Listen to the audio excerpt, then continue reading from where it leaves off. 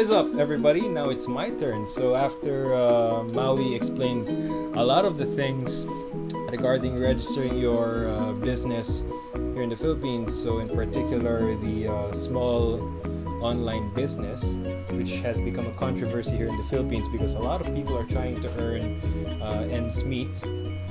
I will only explain small steps, share with you our experiences since we started the business. Okay, so I'm sure Maui already explained to you guys where we started, why, and how, and all that. So now I will just explain how we did the proper legal procedures. Okay, so the first thing is you need to apply your business name or your trade name. In order for you to do that, you have to register DTI, or Department of Trade and Industry. So I will put the link down in the description box where you can find the link.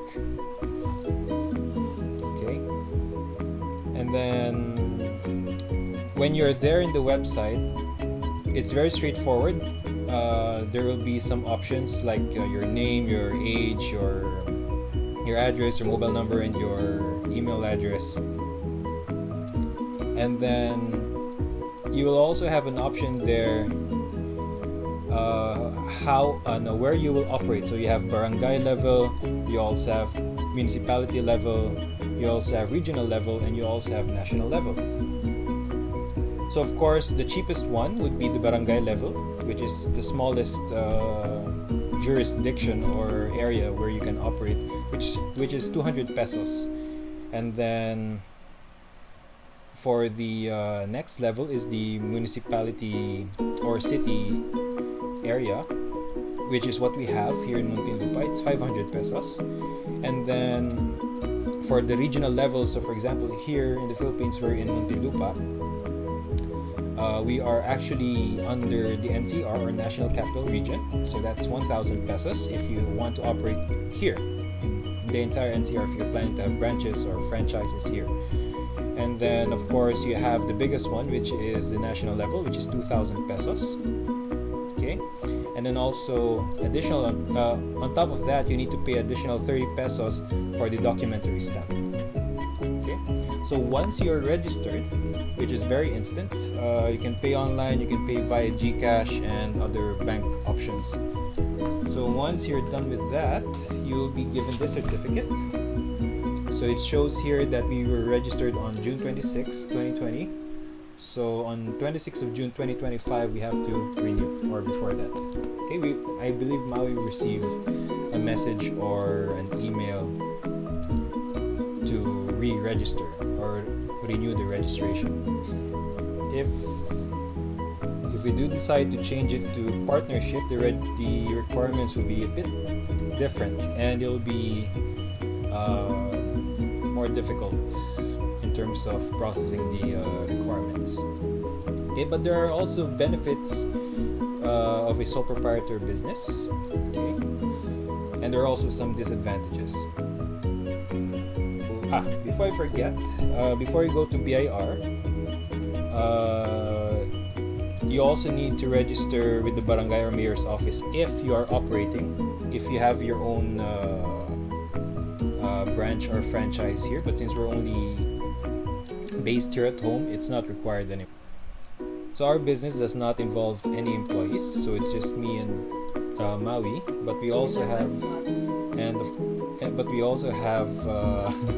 our mascots, Taz and Trixie.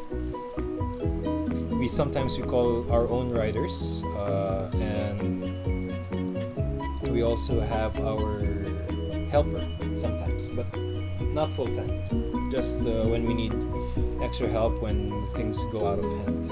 Okay, since we are a small business, a bookkeeper is not required, but if you have a bigger business, then I believe you'll require it, because you'll not have the time to file your taxes, and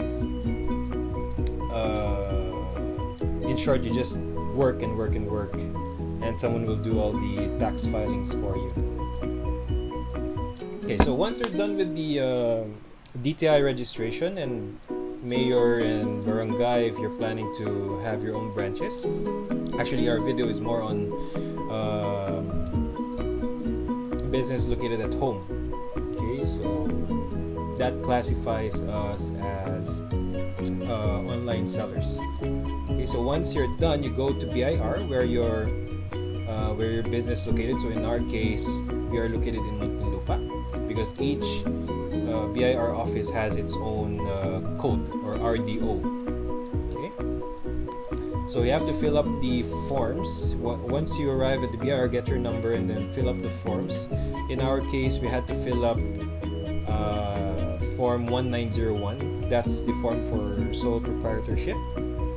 Okay, and then once you have the registration form, it needs to come with your DTI permit, your mayor business permit, which we do not have, and proof of address if you have a lease. So if you have a place here or like a stand or a commissary kitchen, or as long as it's not from home, you know. And then also you need valid IDs. So valid IDs include passport, driver's license, SSS, PhilHealth, Pag-ibig, any of those IDs. Okay, after that, once you have done all of the once you've passed all of the requirements, you will be required to file the BIR form 0605. That's the payment form. Okay, then beside BIR in Muntinlupa, there's a bank. It's PNB, Philippine National Bank. So that's where we paid it. It's 500 pesos, I think, or 550. It doesn't go higher than that, higher than 600. Okay, so once you're done paying for that, you need to go back to the BIR office, and then you need to register your book of accounts and receipts. So book of accounts, this one, okay, and then of course your receipts. Once you've registered them, you need to come back a week. I think they will give you a call or send you a message. It takes around 5 to 7 business days if I remember correctly. And then once you're back there, you will get this, your registration from BIR and also your receipts. The receipts cost around 1,500 pesos. Okay, and that's 10 books already, 10 booklets of receipts. And then these books, book of account is around, we spent around 250 pesos, I think. It depends on the brand as well and how many columns it has. Okay, so once you're done with that, once you have your receipts, your books have been stamped and signed by the unit head of BIR, you can now start operating your business. And you can start operating your business, and you will have customer or client confidence that, hey, these guys are registered with BIR and DTI, so they have that sense of relief or trust, that they can order something from us and they will know that it's a legitimate business. We don't have hanky-panky anywhere. We'll make sure that we issue receipts, and if anything goes wrong, they know how to contact us. We will not hide, and that's a good thing about it. In addition to that, you can also ask for loans from the bank, from the government, and they're very helpful. And when you do have questions about how to file your taxes, it's very easy to talk to them. They're very accommodating, and just recently I filed our income tax, our quarterly income tax, and it wasn't hard. You just need to go to their website, look under e-forms, and you need to download the e-forms application. And then there in the e-forms application, you just input your tax identification number and your address, your mobile number, and your name. And then you will have a list of forms that you need to fill up. So in our case, here in the certificate of registration, it shows here the forms that you need to file up. Okay. So in our case, we only have 2 forms to file up since we fall under small business, sole proprietorship, and we're not earning more than 250,000 pesos a year. So in our case, we have to file our income tax annually and also our income tax quarterly. And that's it. We only have 2 deadlines every year. That's